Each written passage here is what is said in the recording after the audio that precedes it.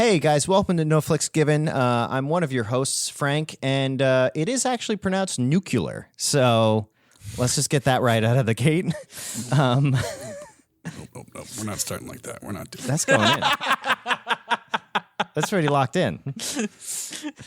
I can't go back. So I'll start again. I feel like I didn't like it. Oh, that was great. Come on! And now, our feature presentation. So we're here on the height of spooky season to bring you guys a little bit of a Halloween-themed episode, and I want to... So height of spooky season, I can't go anywhere now because there's always something animatronic and moving. My neighbor 2 houses down got one of those 12-foot skeletons in their yard, and he added some animatronics to it. Now it moves, and now I can't go outside at night. Boy. So the eyes also glow. It's actually pretty cool. But basically, Long Gonzo is somewhere in the bushes, Peter. Always lurking. Peter, I will say, though, like, the purchase of a 12-foot animatronic is, like, a real big decision a household has to make. And it's a lot of responsibility, and you have to sort of raise it up on the lawn, and you have to take good care of it. That's right, Frank. You know something about that. I do know something about that. I'm now a father. Yay. We did it. Of more than just 12-foot lawn ornaments. We should stipulate that. Of an actual human child. Yes, of a yes. small, tiny human boy.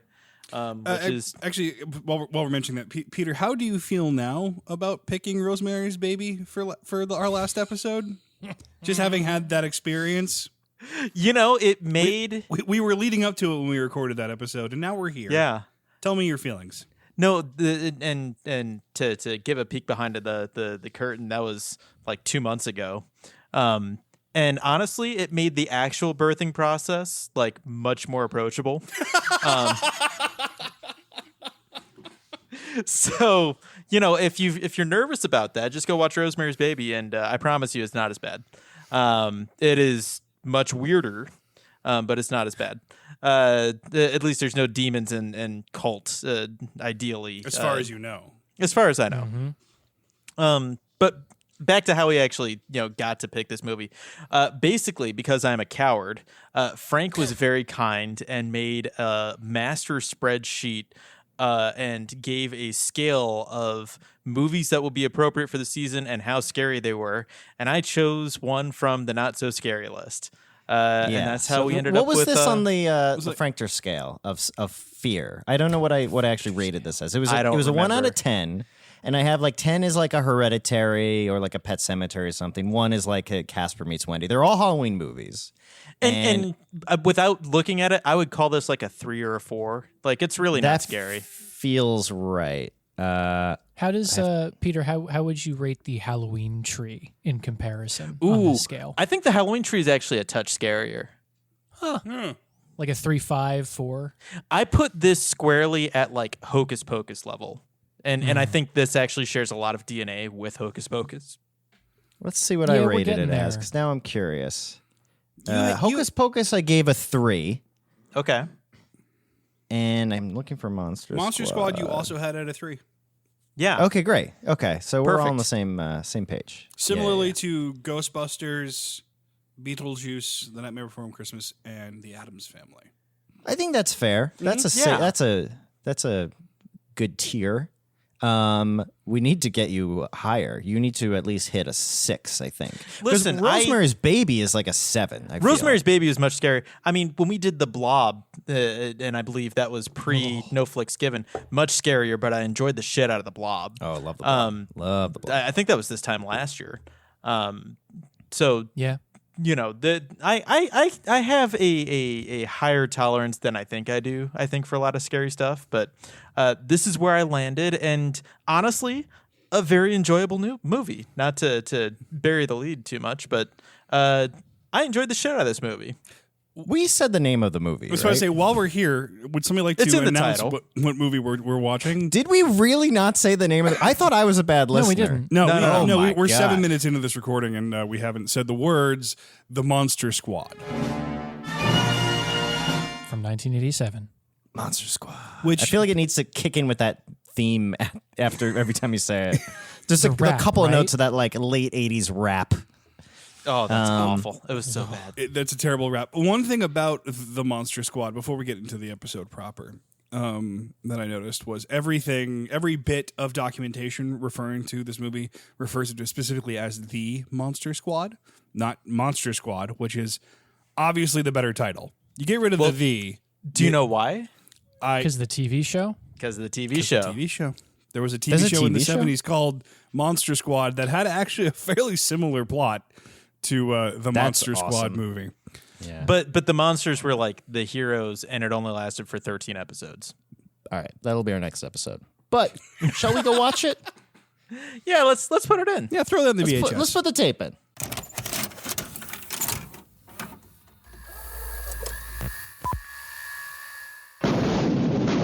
You know who to call when you have ghosts. But who do you call when you have monsters? We're the Monster Squad. What's a squad? It's like Miami Vice, I think. When strange things start happening in town, There's a monster in my closet. they're the only ones ready to do battle. Something's out there and it's killing people. And if it's monsters, nobody's gonna do a thing about it but us. Soon the creatures of the night shall rule the world. Catch him in the north! Catch him in the north! Do it! The Monster Squad. Wolfman's gone mad. So we're back, and we have the combinations. Okay, so we watched Monster Squad. Wait, did we find a virgin? You got to find a virgin to read in German. I thought you said That's a what we needed. version. I'm like, is there a director's cut? I don't know what you're talking about. We let's get into. All right, before it's very that's so deep. The virgin part of this. What's everyone's history with this movie, if anything? So, like, Matt, what do you got as far as like what you have you seen this before? I had never seen it before and had only heard of it, seen clips of it, was aware that it existed as a concept. But that was ultimately it. I'd never actually sat down and made an effort to watch it until now. Okay, before we get your reaction to it, Peter, had you seen this before? Had never seen it, did not know that it existed, had never heard of it. Okay, so your first time, Connor. I'm assuming you've seen this. Actually, I hadn't.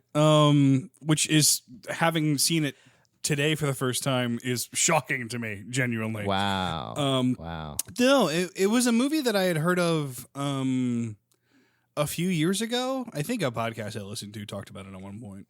Yeah, I'd seen it referenced on YouTube, and I sort of was vaguely aware that it existed. But no, the prime age that I would have been introduced to this movie is sort of like the age of the kids that are in the movie. And unfortunately, when this movie came out, I was but a few months old. So it's sort of like skated by me, just sort of by the vicissitudes of time. What did you all think of it now? I enjoyed it. I think I said in the intro before we put the movie in that it shares a lot of DNA with Hocus Pocus, which is a movie that I absolutely love. It's like if Hocus Pocus met the Goonies met the Universal monsters, and I found all of that to just be like super low stakes, delightful. With like all of the sort of grime of an 80s tween movie, like because this isn't like a movie targeted at like 16-year-olds. This is a movie that is like squarely targeted at like 10 to 12-year-olds. Sure. Yeah, I think it's got that amount of sort of like how scary it gets is prime for that preteen age. Well, and like the age of the kids that you're focusing on and Sure. all that jazz. Like, so I thought it was great. I thought it was a lot of fun. Anybody else? This movie was unfortunately very handicapped for me, especially in the realm of movies that we have watched for the podcast, because for Fix a Flick, for our old podcast, Peter and I had watched The Goonies and talked about how awesome it was. One of my favorites we've recorded. And for one of our classic episodes of sort of the pre-unification era of No Flicks Given, Halloween a couple years ago, we watched The Lost Boys. And I watched this movie wanting it to lean deeper into Goonies / Lost Boys territory the entire time. It sort of stayed a little bit too much on the kid on like the kiddie, softer side of kids movie for me than I wanted it to, because if it had leaned sort of deeper into like the crassness of a Goonies movie about like the way like actual 12-year-olds talk to each other, using cursing and shit. I mean, they drop some hard Fs in this movie. They do. A variety of hard Fs. That is that's- a wake-up call when that hits. That's the Shane Black of it all. That is the Shane Black of it all. The hard Fs for us now that are no longer hard Fs. Yeah, like, no longer allowed Fs. Yeah. No. Or Yeah. no, No, what are now hard Fs? Yeah. I don't want to get into this too deeply now, but there is a worldliness to the kids of the Goonies and to the kids of Lost Boys that the kids of Monster Squad don't have, that I missed the entire run of the movie. Okay. Matthew. There are some peaks and valleys in this movie for me. Peaks, Stan Winston. Oh God, yeah. Valleys, very much the fact that I think that the writer, so one of the strengths of movies like The Goonies or Lost Boys or any other, like even Stand By Me, is a writer who can put themselves back in the head of a kid that age, and I feel like these writers didn't or couldn't. And so it creates this idea of this is what we think. There's very much a hello fellow kids thing going on. Yeah. And that kind of dampens certain stuff. And then I am aware that there was at least 10, if not more, minutes cut from the film. Oh. So that they could keep it under a 90-minute running time. So You feel it. I could you feel it more you than can most. feel that it's kind of getting chopped in a lot of different sequences. It's missing a lot of connective tissue. Yeah. There are a lot of things that just don't make sense in this movie at then all. Yeah, I think tone-wise too, like Connor was saying, is that it does vacillate a lot, but when it's trying to be fun for the kids, I kept thinking in much the same way that some meetings could be emails. It's this could have just been a cartoon.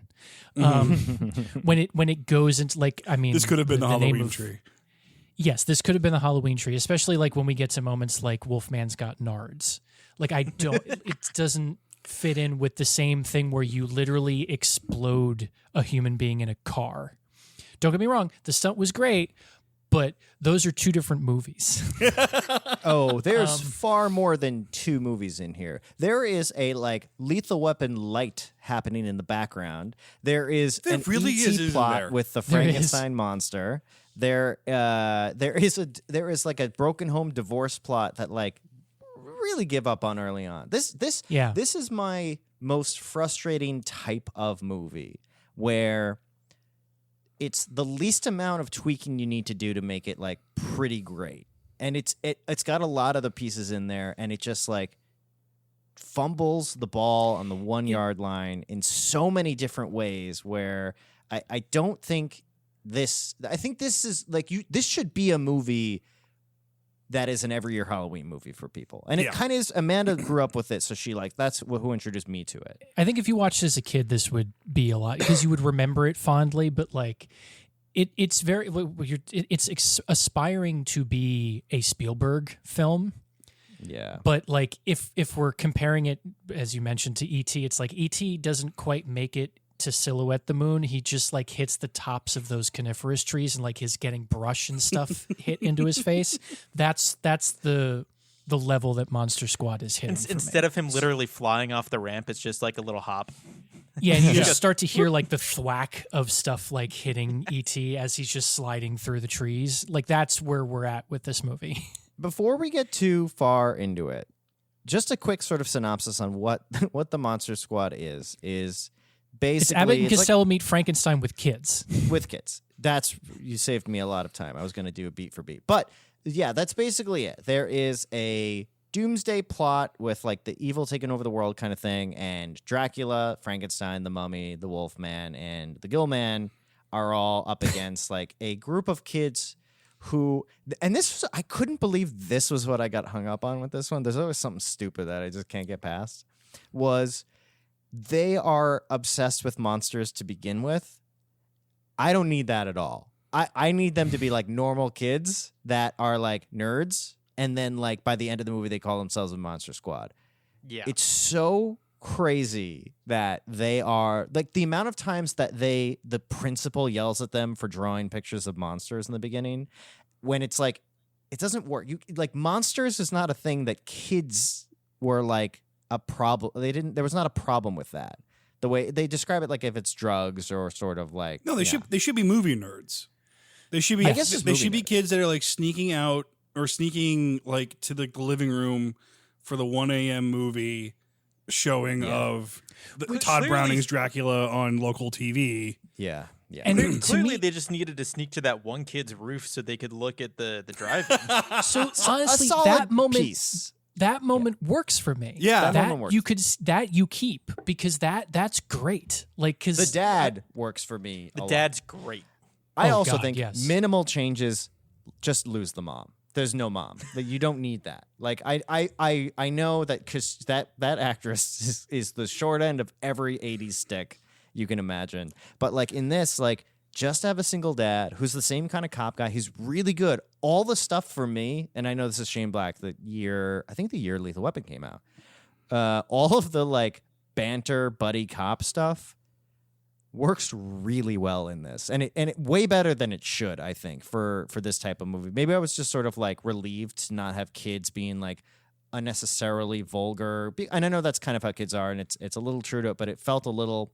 It didn't have the charm of like the E.T. kids or the Goonies kids. But at the same time, it was really nice to kind of be in a world where at least you were getting tastes of that, where Sure. they were getting into fights and they were like peeping toms in windows and like doing stuff that like teenage boys did, and it was it was kind of cool to see that again, because I can't think of a movie in the last 20 years that could even go that far, Right. No, the movies in the 80s, I mean, probably mostly due to like Stand By Me and The Goonies, really leaned into, crass 13-year-olds, because a lot of like, guys like Shane Black were becoming screenwriters that were sort of not necessarily remembering their childhoods, but sort of like, what if we were cool when we were kids? yeah. And actually, part of what got lost for me was that the group of kids sort of became an amorphous blob of like children. so many of them. There's Yeah. like 10 of them. Yeah. Like every once in a while, like an 8-year-old would show up that was obviously much young, not mature enough to be handling the situation.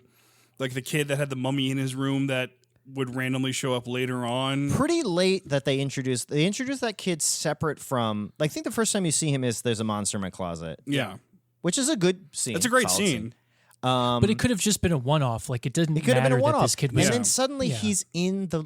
This is the weird thing with like the structure and clearly the deleted scenes to it, where it's like, so you introduce that one kid and it's full on that scene from Lost World where there's like there's a dinosaur Yeah. on my window. It's Yeah. that scene. Yeah, And then a scene or two later, that kid is like in the treehouse with the Monster Squad kids who call themselves Monster Squad. So there is a like club, and that kid being introduced in that order is just crazy to me.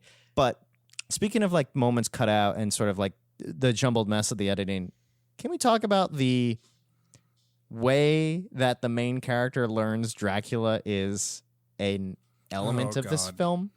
I rewrote it. I While I was watching that scene, I rewrote it 3 times to make it work. yeah. So, is there? This may have been my bad watch of the film, but was there a moment where somebody takes that note down by the phone? No, that's No. what's crazy to me. Yeah. So real quick before we dissect the scene, I just want to explain what happens here. In the movie, also kind of breezed over is how the main character gets Van Helsing's diary. His mom like grabs it at a yard sale so he gets the diary, right? And it's in German, he can't read it. That's Couple scenes That's later- a funny joke where she hands him That's Van it. Helsing's Yes, that diary, works. That works. and he's like so excited to look at it. It's in German. So then, cut out of at the some scene. point, the main character, who's basically like Mikey from Goonies, is a Yeah. good way to sort of think of him. He's very like headstrong and determined and very into the monster thing. The main character is sitting at his kitchen table and sees a note next to the phone of someone who called, and it says, Mr. the spelling of the Alucard. Alucard. Yeah, Alucard. Yes. Mr. Alucard left a message to help translate the diary. Some weird. He wants to buy the diary diary back. He wants to buy the diary. Okay, Yeah. yeah. So Potential someone big named money. Mr. There's like $3 Alucard wants signs. to buy the diary. We have not seen a scene where anyone has reached out about this diary. We have not seen a scene where some Mr. Alucard has called, which would have been good, or anything.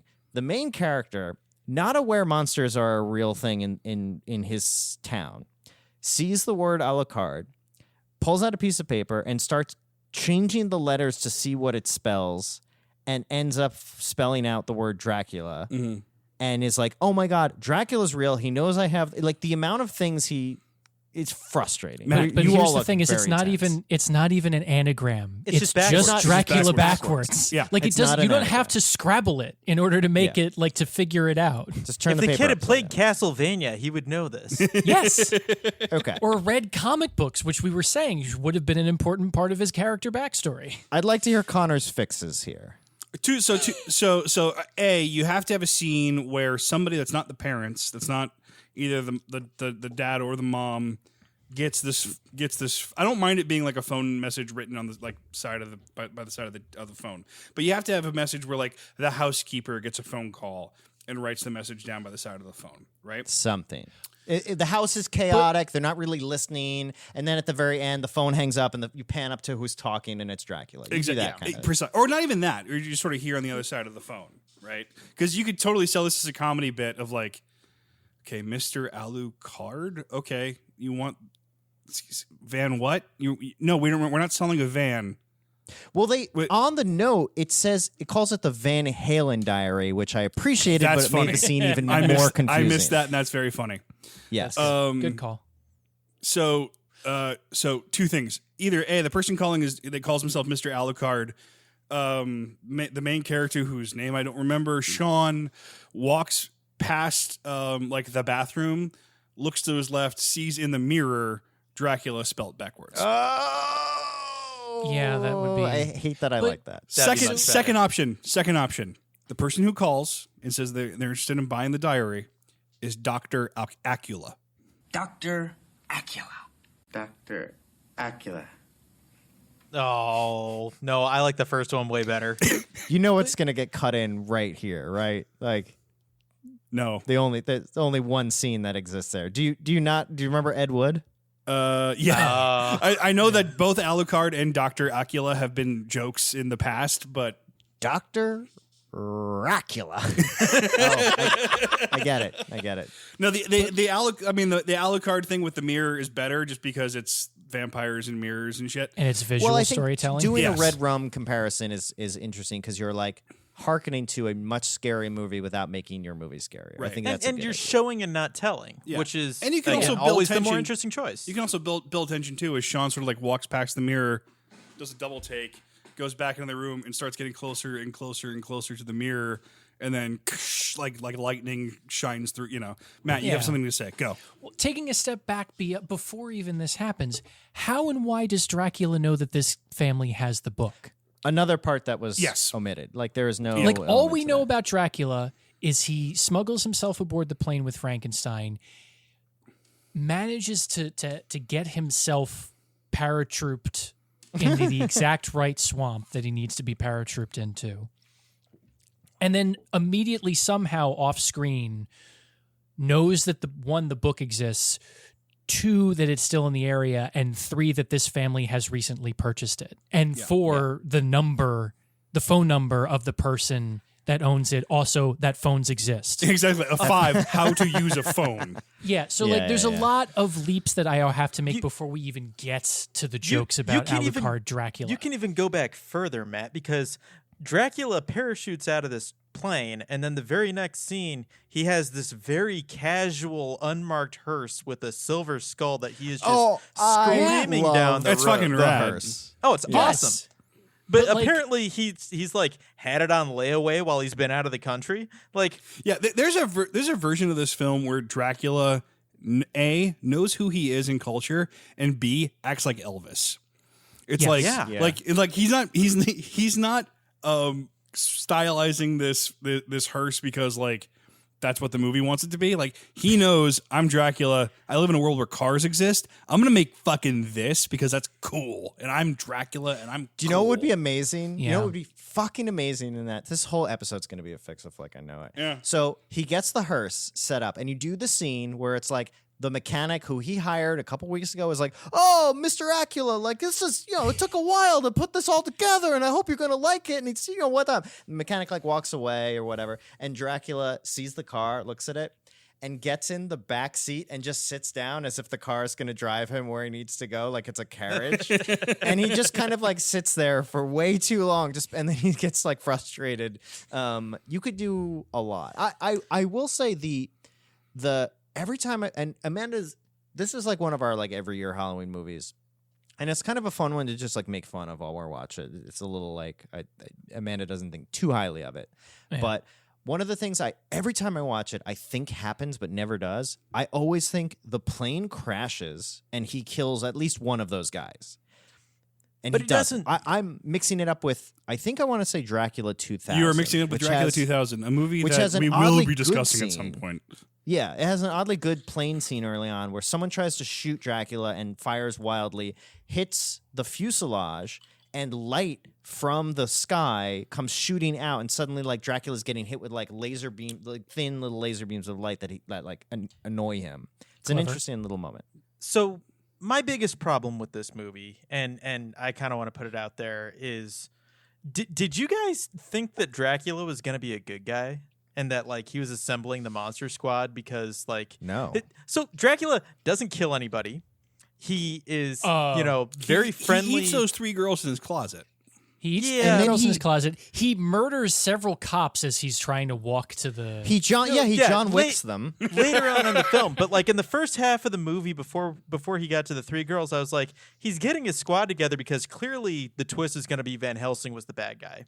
And he's going to team up with the kids, and they're going to like undo whatever curse Van Helsing put on them, so they That can would've be been like fun. regular dudes again. Peter, you are both over and under thinking it. Frank, Completely. I don't have this on my sound pad anymore, but this is where you put in the Fix-a-Flick soundtrack. The Fix-a-Flick soundtrack? I don't think I have that. Why would I have the Fix-a-Flick soundtrack? Yeah, Send no, it- it I'll should send be in it the to you. Dropbox. I think I put the sting in the Dropbox because I had to use it before. Anyway, Oh. So that's my fix. but Peter, I immediately knew that he was evil because he's an anaphasic life form, Peter. But he smiles the whole Because time. he's Like he's a played- nice guy. By Star. Oh yes, and the anaphasic life form in Star Trek's episode TNG of Sub Rosa was trying to be a nice guy too, but he also sucked the life out of people. I don't have it Because- on my thing anymore. Dracula doesn't suck enough people's necks in this movie. Is all I'm Guys, trying I'm to gonna say. take Thank a God he note finished if that you don't. sentence. Yeah. He also like so in the I mean, you part could where he just tells bleep it. Frankenstein to like go like get the kids and like kill them if he has to. Like he gets a little tear in his eye. Like he's like he doesn't want to do that. He doesn't want the kids to die.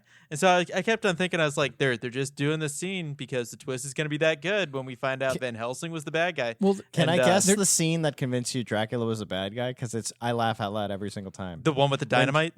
The dynamite, when you have to be more specific, because Dracula uses dynamite A lot. far too Dracula much in this loves movie. dynamite. Loves dynamite. I It's his that's go-to. another question that I have in my notes is where the fuck did Dracula get all this 3 dynamite? separate instances where he uses dynamite. But the one I'm thinking of is unrelated to the plot, unrelated to his plans. He decides, when no one is there, to go to the kids' treehouse as if anything is in there that's of value.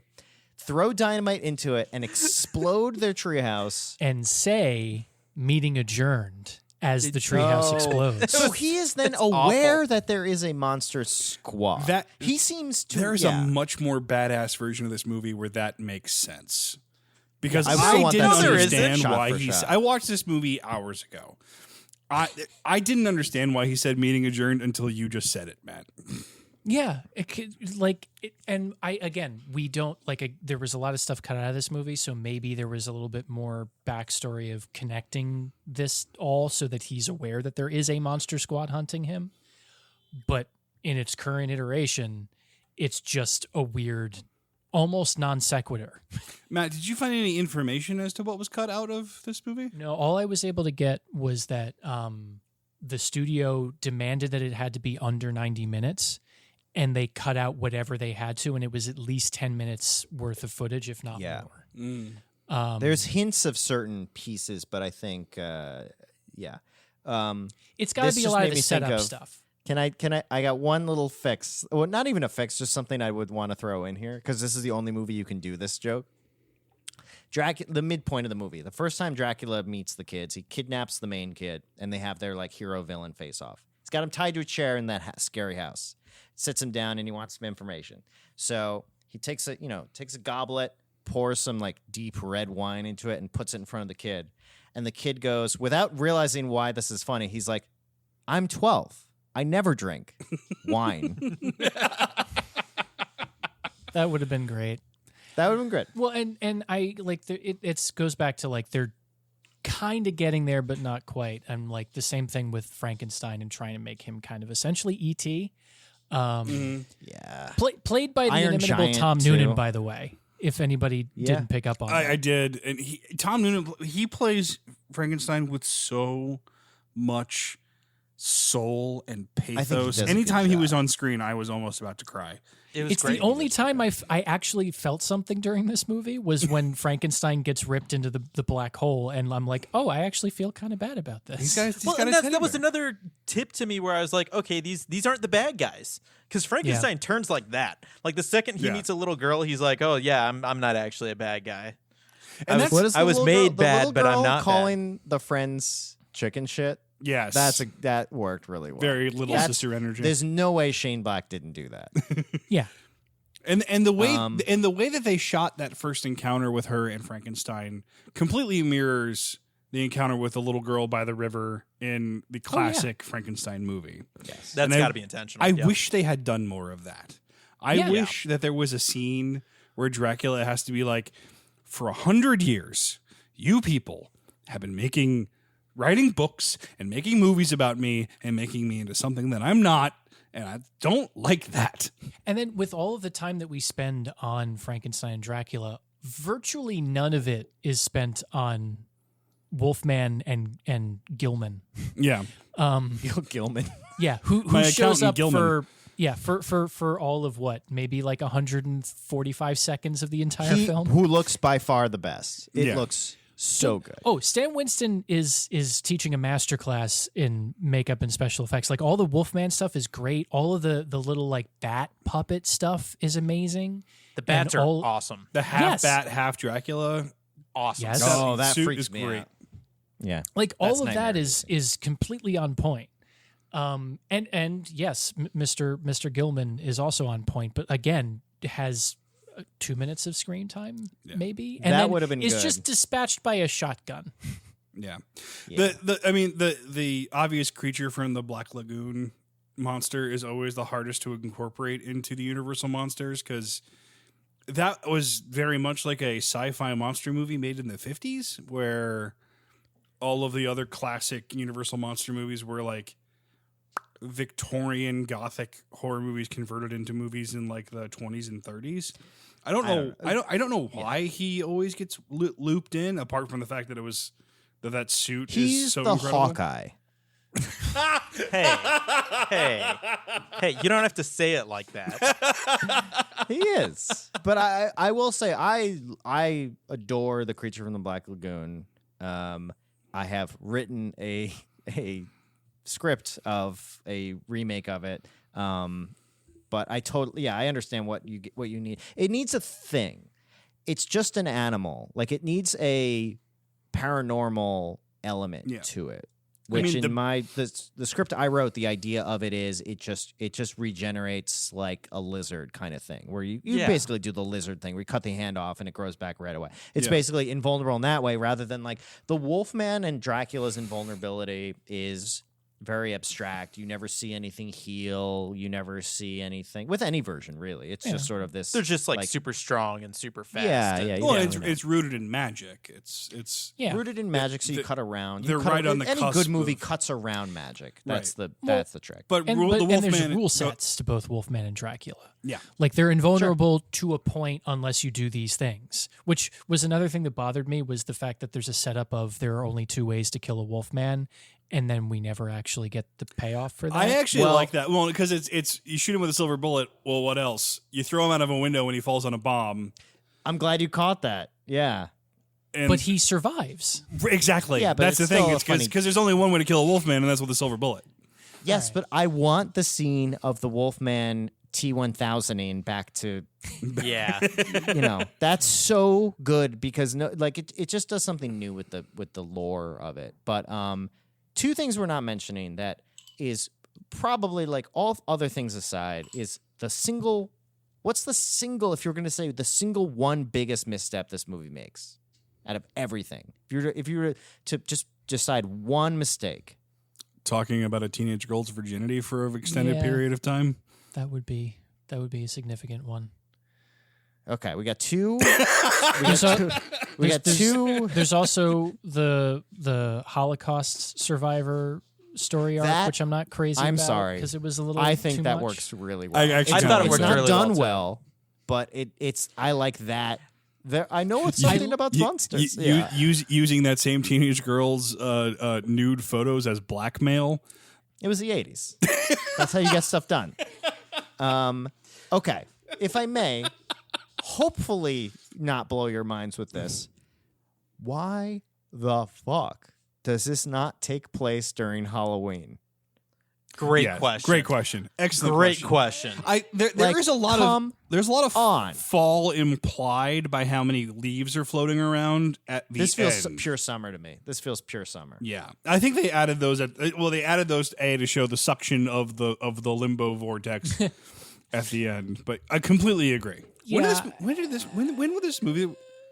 this movie released? This movie was released. 87.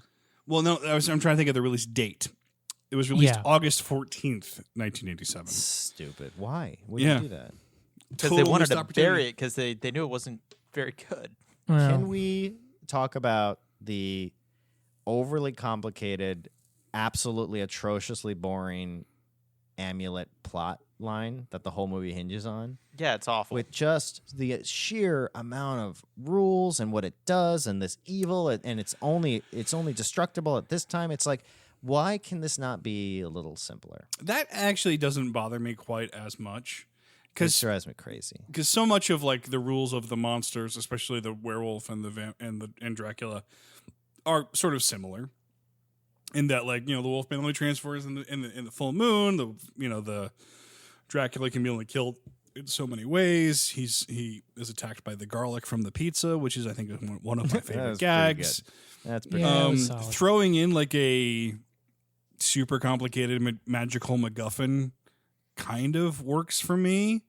If you're gonna do it, having it tied to this weird vortex to the nether realm is one layer of complication above, I think, what I'm going for. I think there's a way to what I'm interested in. I think there's a way to streamline that the talisman is just the key to open up the gateway. It has nothing to do with like pure goodness or pure evil or whatever. how you fix it is Frank's fix is just make it on Halloween.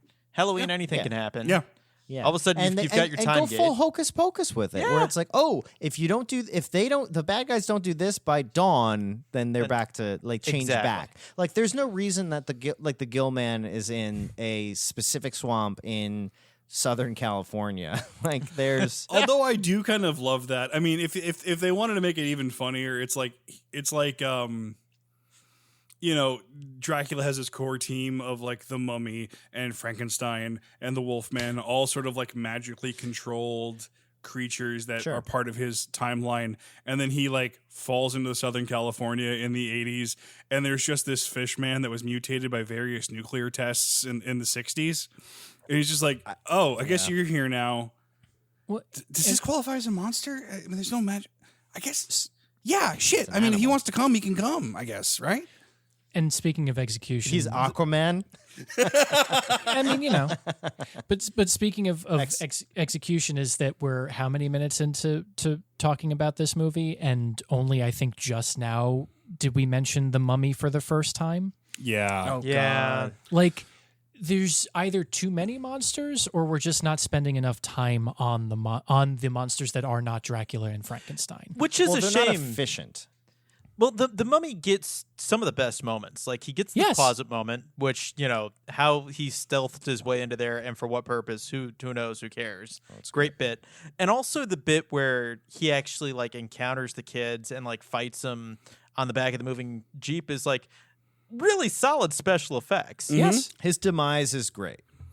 I would have loved to have seen him show up for the end fight too, but like carrying like various bones in his bandages in his arm, just like, I'm coming, guys. That would have been fun. Like he sort of like Yeah. half reassembled himself and was like, I'm Yeah, coming, he guys. didn't do for a the good fight. job of it. Yeah. That'd be It would have good. been great. No, watching him get unraveled off the back of an open top Jeep being driven by a concentration camp survivor with a van full of kids, I was like, that's probably the best part of the movie. Hashtag brand new sentence. Fired by I know.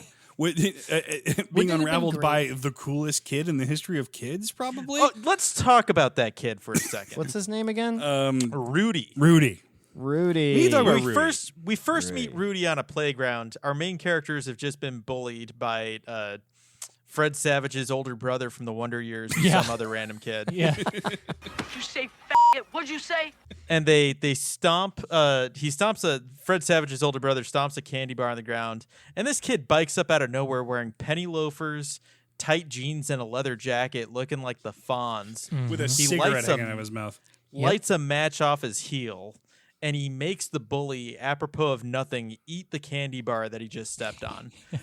What is this kid doing hanging out with the Monster Squad? Right? Why does he care about the Monster Squad? He's so cool. He's probably like, dealing drugs in the bathroom and sleeping with a teacher. Like this kid is too cool to actually like be a part of this movie. He is the dream that every nerdy Hollywood screenwriter wished they were in high Yeah. school. Age He down. shouldn't work. He really shouldn't. He shouldn't work, work, but he does. The kid does. He does a works better than great most of job. the other kids. Yeah. Yeah. Yeah. No, Like, and when he's when the he least says like useless I'm of part them. of this, I'm part of the squad, aren't I? And goes to fight That's the the brides. brides. Where you going, Rudy? I'm in the goddamn club, aren't I? I got up Oh. off the couch and was like, yeah, Yes. because I wish I was that kid too. yeah, he's He is a the total wish core. fulfillment character for Yeah. everybody involved, the viewers, the filmmakers, Dracula himself, which is he was that cool. Which is he was meanwhile- making steaks in wood shop and silver bullets and metal shop. Yes. Right? The closest this movie comes to delivering on the actual premise is that 80s montage of Yes. kids in school coming up with ways to defeat the monsters once school is over. Yes. Like that is pretty solid. A montage that again was done better in Lost Boys. Yeah. Yeah. So much about the iconography of the 80s has been remixes like that were like every, I don't want to say cliche, but every trope of 80s filmmaking and music and iconography sort of get mashed together. I spent a lot of time thinking about Stranger Things watching this because Me too. I mean, this could be an episode of Stranger Things if not for all of the IP, and them wanting to build their own world. And I wonder how, not even how much, but I thought a lot about the ways in which like the iconography of us looking back and remixing it in to the stories that we tell about that time versus people that are making films within that time having to deal with the same material. The contemporary mind of the filmmaker. Yeah. I mean, and like Monster Squad is definitely a part of that for sure. Oh yeah, if Monster Squad isn't on like the whiteboard as the I forget their names, but the showrunners of Stranger Things Duffer are planning Brothers? out. Yeah, like Yeah. come on, like it's on the list. Yeah. For sure. Yeah, like I said, for me, it's just there's enough of the connective tissue cut out of it that it just kind of throws me around a little bit too much, and I start to get lost in the whys and the hows of the movie, and then forget that I'm watching what is otherwise like fun special effects, perfectly adequate acting, and some okay, potentially coke-fueled writing. Yeah. It's a dumb, fun movie, that unfortunately, because we're watching this with an analytical eye, starts to fall short because of all of the other ways in which we know that other movies that have tried to do similar things have been successful. But that's where I think I liked it, and where I think it's really fun as a Halloween movie is that it doesn't matter. And you can miss 10 minutes of this movie and know exactly what's going on and come back to it. And, like, you can have this on at a Halloween party.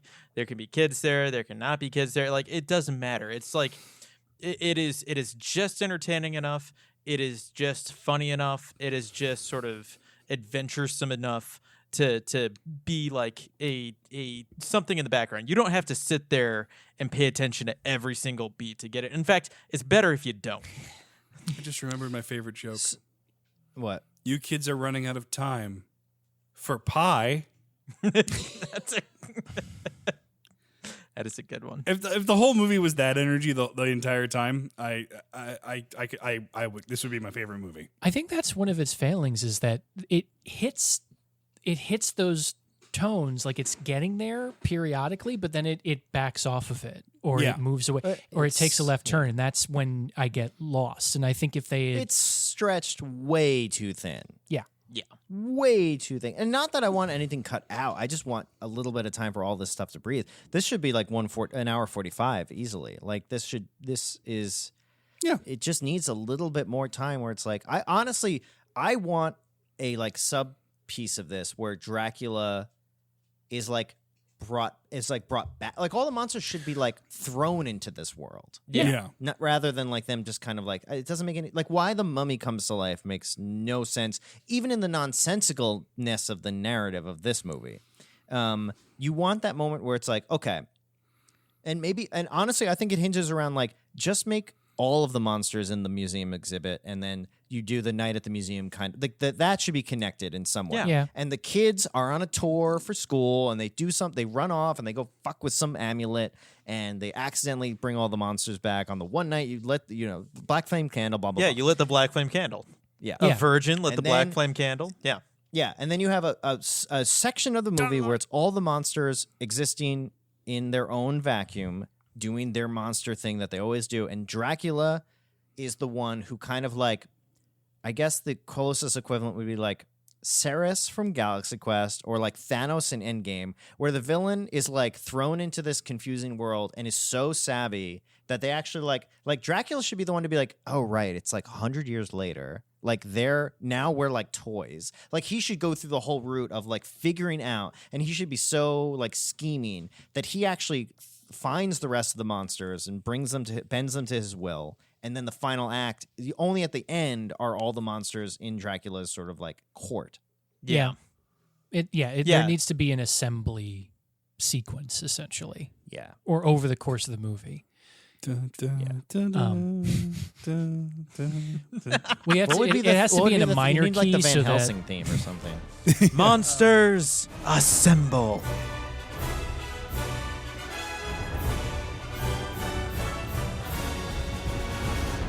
But one thing I did just remember though is that I don't know if it's publicly available anymore, but the TV version of this, like the one that they released that they sold to networks, is longer. No shit. Yeah. I don't know specifically what scenes made it in and all that sort of stuff, but there is a version that they gave to network television when they were licensing this that does have extra stuff in it. I would be curious to see what extra stuff that would be. 2 words though. Fat kid. Fuck that. Poor Horace. I identify That is with so Horace. If there's one trope of all 80s movies that I, as a man of size in my childhood and a man of size now, could do what the fuck with else, Yeah, and is the fat kid trope. yeah, and But he got to kick the Wolfman in the nards. and he got did nards. Shotgun Gilman, so That redeems it Yeah. a little bit. And honestly, like I would have loved hints that like kid with the shotgun, Horace with the shotgun energy was there the entire time. Yeah.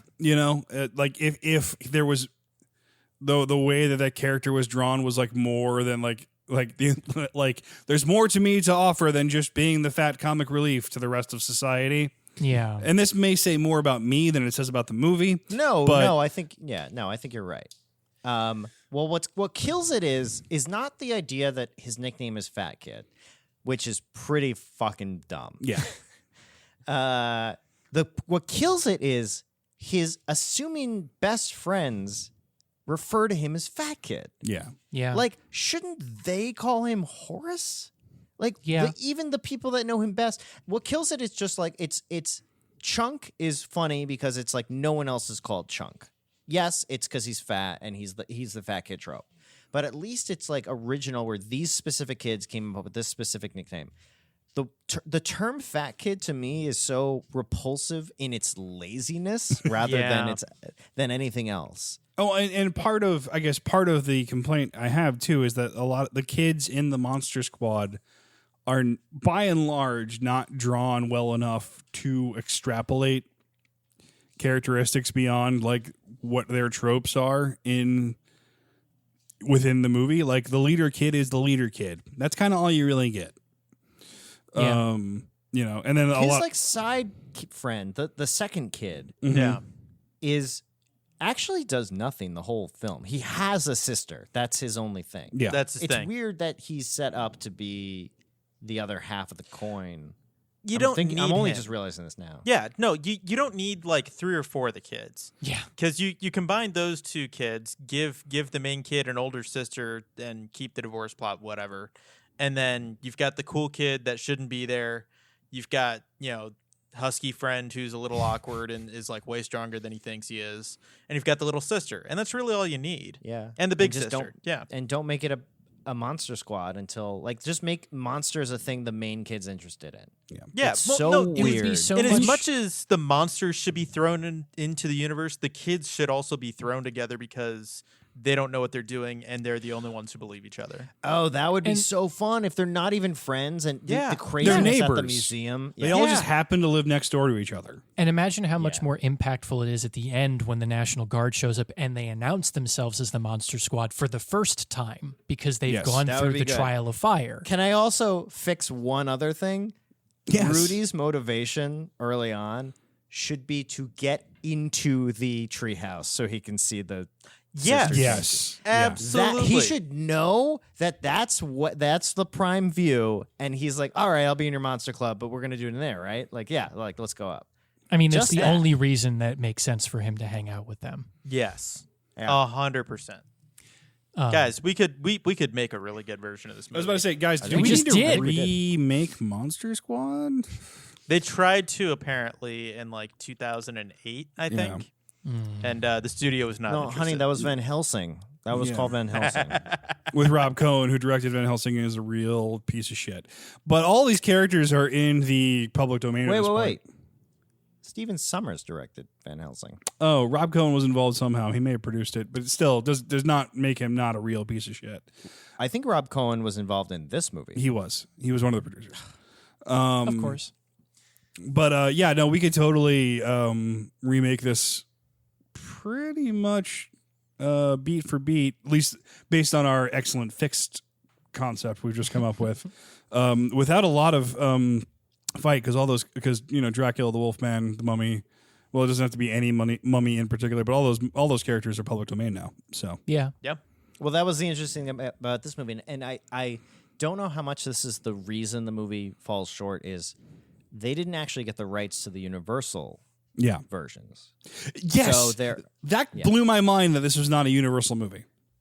Yeah. Why did Universal not make this movie? Because they're really bad at making movies about their own intellectual property. Their early Dark Universe. Hey guys, remember the Dark Universe? It was so dark. It was so dark. Still to this day, haven't seen the Mummy. No, neither Why have would I. anyone bother? Yeah.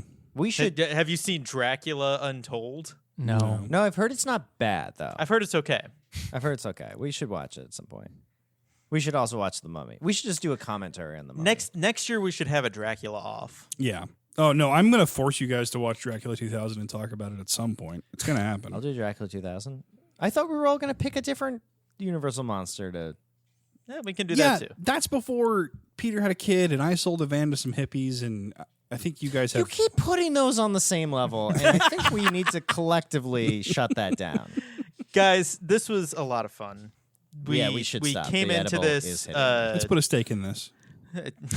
Oh, I was gonna say where we did you think of that? we came just into now. this But also years being tricked by this movie, and we wound up with a treat of a random Fix-A-Flick episode. So here we are.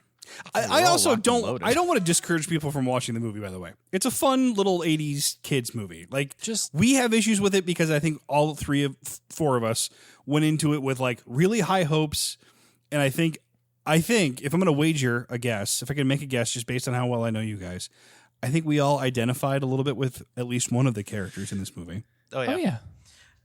I still want a Stephen King Rules shirt. That was like the height of my childhood fantasy right there. I was like, man, I would have been a lot cooler if I had a Stephen King Rules shirt. How is that not merchandise? Like, Great question. like that should be along with the produced by Deborah Hill T-shirt. That's a good one. Are we really not going to talk about that the army shows up at the end of this movie? Yeah. Well, it's so disconnected from anything. Like When you have that much TNT in a situation, I expect the army to show up. I mean, it's not like the dad Not runs that they off and show up. says, That's not the interesting thing. It's not That even like the Eugene dad's- writes a crayon letter to them. "Oh, is that what it forgot was? about Oh, I didn't even. Is catch that how that happened?" You all missed that? Yeah. There's a Yeah. scene in that montage, that school montage of them sharpening stakes in wood shop and whatnot, where Eugene, with a fucking crayon in like 4-year-old handwriting, writes like 2: army, send help, monsters are here.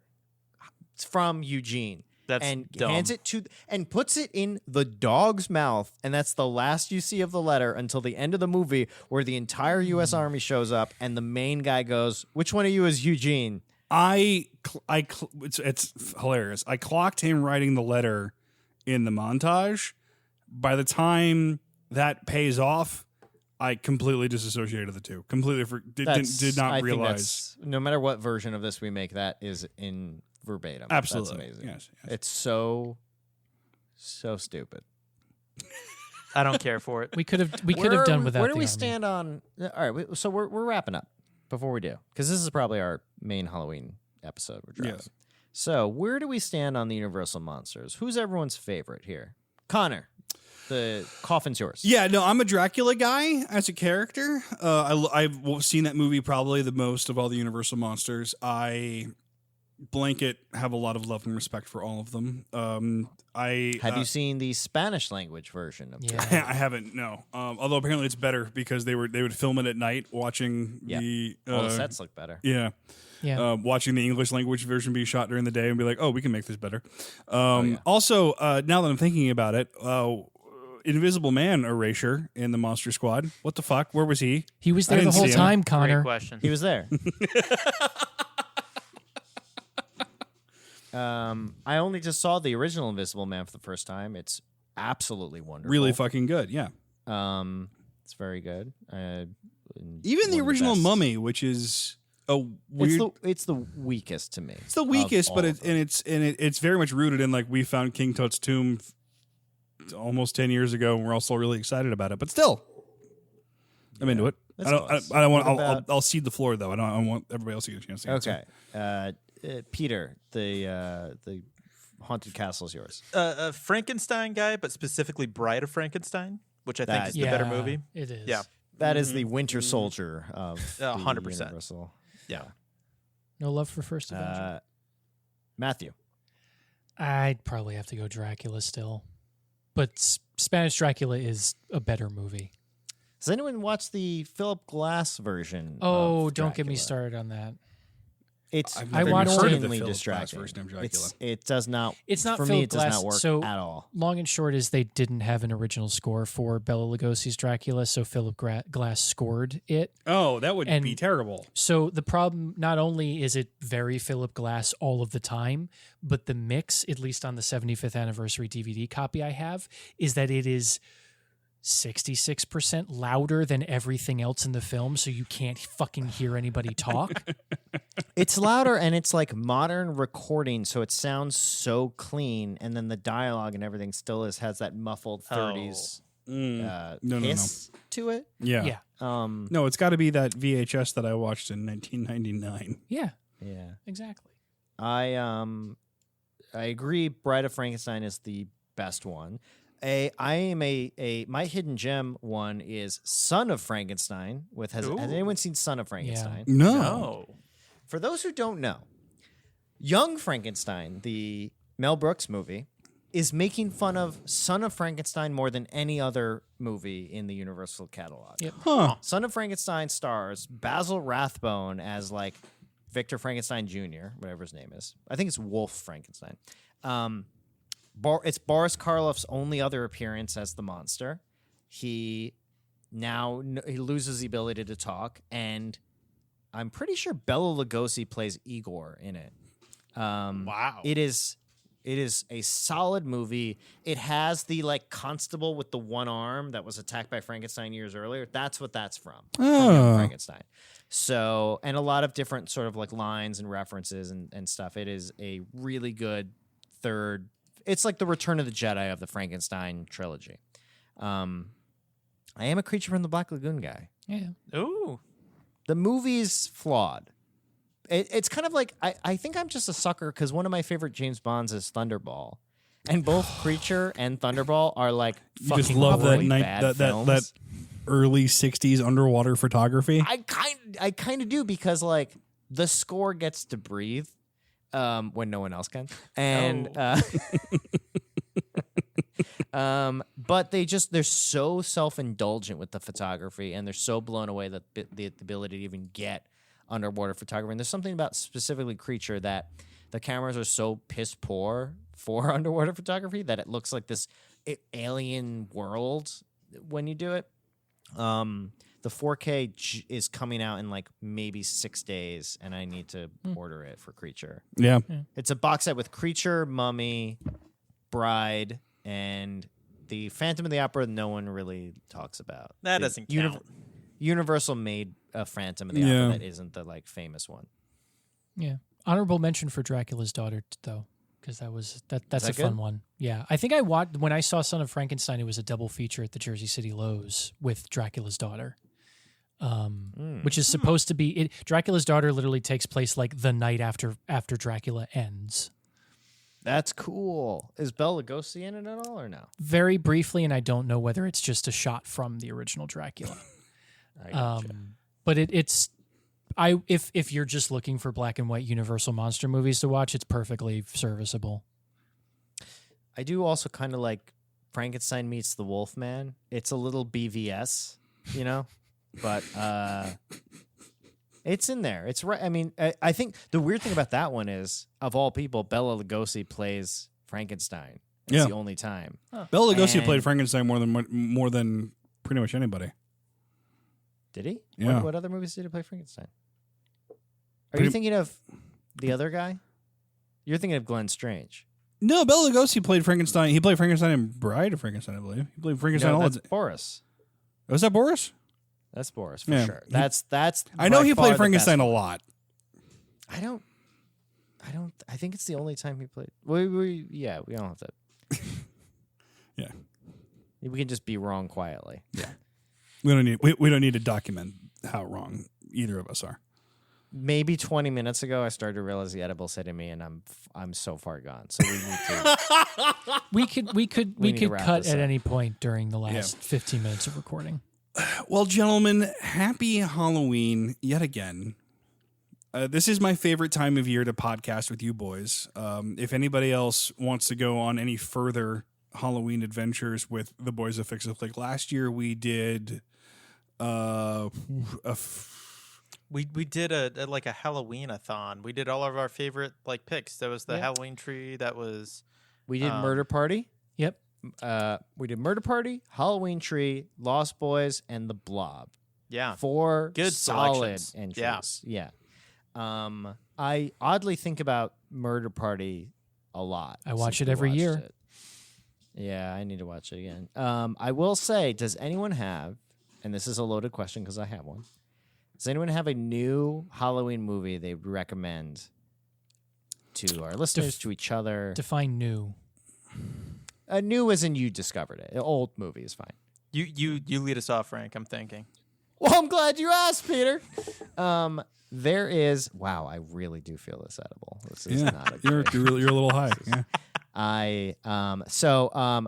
Amanda randomly on like Instagram found a post about a movie called The Lair of the White Worm. Has anyone heard of this? Don't Google anything. Nope. No. This is incredible. This might be an every year movie for me. It is so British. It stars. How British is it? It's 1980s. The two leads are Hugh Grant and Peter Capaldi. Wow. It's based on Bram Stoker's Dracula, but if Dracula was a 60-foot-long albino snake worm in the countryside of England. So it's God Emperor of Transylvania, is what you're saying? Look, just throw this on. It's batshit crazy. Peter, you can handle it. It's not that scary. You can handle it. Cool. It is so crazy and funny in its weirdness, but as it actually does have proper spooky moments. I think I love it. It's very weird. At some point when they finally, because at a certain point you're going to realize they're going to show the giant worm. And based on the budget of the movie, you're you cannot wait to see what they do. And it lives up to exactly what you want it to be. But yeah, it is a very original retelling of Bram Stoker's Dracula in a completely unique way. I will say my recent scary times have been waking up at 3 a.m. and holding a tiny version of me that won't stop staring at me as I force food down its throat. And you keep on thinking that you see things out of the corner of your eye, and it's just him staring at you. And it's a little terrifying. Jesus Christ. You think you're better than us, don't you? I'm glad you picked up on that, Frank. Happy Halloween, can I just everyone. say what you should have named the kid? Tell me. New York. No, Frank. That's awful. I hope you just ended the episode on that joke and just go into a laugh track or something. No, that awkward pause where nobody laughed is gonna be 4 times the length. Keep it, double it. That hurt my heart.